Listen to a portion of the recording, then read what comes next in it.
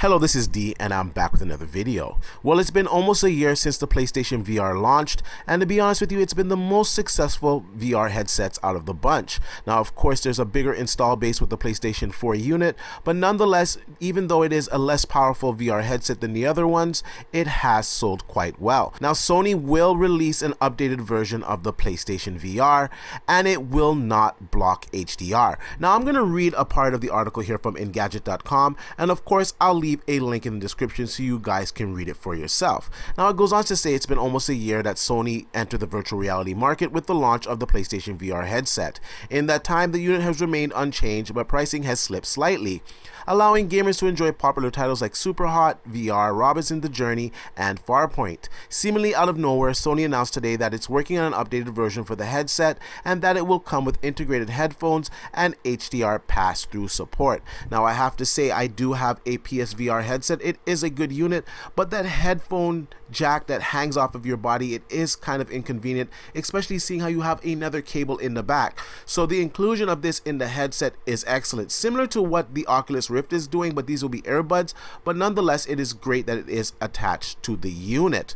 Now, the article goes on to read that in order to enable HDR pass-through, Sony's new headset will ship with an updated PSVR processing unit. This will allow the headset owners to enjoy HDR compatible content on their TV without having to unplug the unit first. The PlayStation 4 got an HDR update last year, but it required manual disconnection to enable it. Now, I have to say that was a pain in the ass. Anytime that I wanted to play a game that had HDR, I'd have to go up, I'd have to plug it out from the VR unit, I have to plug it into the back of the PlayStation, and I have a surround sound system, so it was kind of hard to get in the back there, and it was definitely inconvenient. The fact that Sony is including this on the new PSVR processing unit is excellent indeed, but to be honest, this should have been there from the start. Now, to be clear, this is not going to allow you to watch HDR content on your PSVR headset. This will allow you just to pass it through the unit without having to unplug it. Now, the article goes on to say that Sony doesn't say when we can expect the new headset to launch, but it did note that the pricing would stay the same. The company has also warned existing owners that they will not be able to hot swap the processor units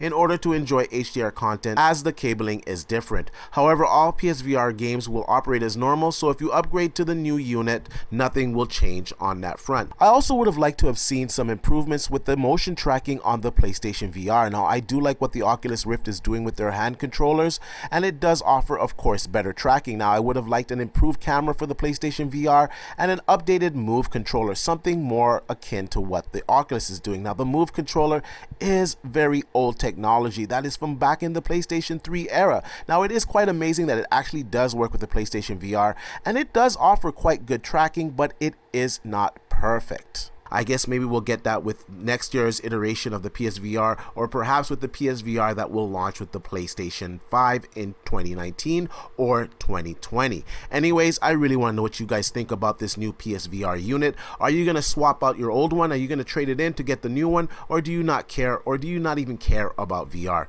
Anyways, please leave your comments down below. I ask you guys to like, share, and subscribe to the channel, and I'll see you guys on the next one.